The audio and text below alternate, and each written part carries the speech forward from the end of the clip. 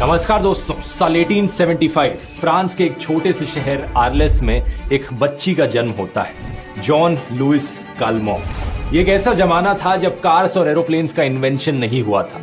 लोग घोड़ा गाड़ियों से ट्रैवल किया करते थे। घरों में रोशनी के लिए लोग मोमबत्तियों का इस्तेमाल करते थे। इस समय दुनिया में रहने वाले किसी भी इंसान ने सपनों में भी नहीं सोचा होगा कि ये बच्ची आगे चलकर इतिहास रच देगी। ये एक इतनी लंबी उम्र जिएगी कि दुनिया के सारे रिकॉर्ड्स तोड़ देगी।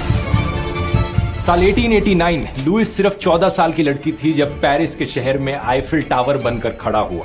साल 1896 जब लुइस ने 21 साल की उम्र पर शादी करी, तब Mahatma Gandhi just South Africa move किए थे। By the way, Mahatma Gandhi की उम्र सिर्फ 6 साल ज्यादा थी लुइस के कंपैरिजन में।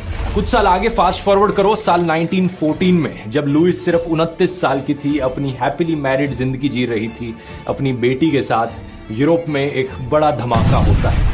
वर्ल्ड वॉर 1 की शुरुआत होती है। साल 1934 जर्मनी में जब हिटलर का राइज देखने को मिल रहा था, लुइस के परिवार में एक अनफॉर्चुनेट ट्रेजेडी होती है। उनकी बेटी की मौत हो जाती है एक लंग इन्फेक्शन से।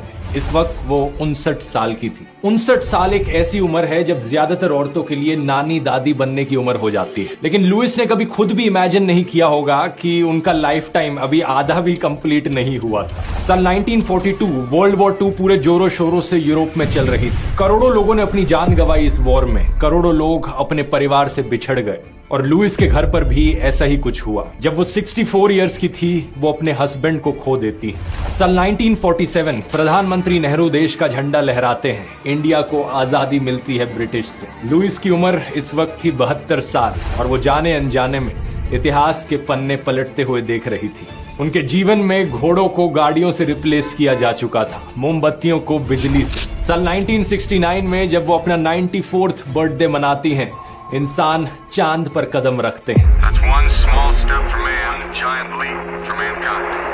साल 1985 राजीव गांधी को एक ऐतिहासिक जीत मिलती है इंडियन इलेक्शंस में। इंडिया में आईटी रेवोल्यूशन की जस्ट शुरुआत होने वाली थी। इस समय लुइस की उम्र थी 110 साल। अभी तक वो खुशी खुशी अपने घर में रह रही थी, लेकिन इस पॉइंट के बाद वो एक नर्सिंग होम में मूव कर जाती है। साल 1988 दुनिया की नजर फाइनली लुइस पर पड़ती है। इनकी चर्चा देश विदेश हर जगह होती है। खबरों में बताया जाता है कि अब ये एक्चुअली में ओल्डेस्ट लिविंग ह्यूमन बन चुकी है। साल 1997 में जाकर 122 साल की उम्र पर जब लुइस का देहांत होता है, दुनिया में कंप्यूटर और इंटरनेट का जमाना ऑलरेडी शुरू हो चुका था। जॉन लुइस काल्मो, इन्होंने इमेजिनेशन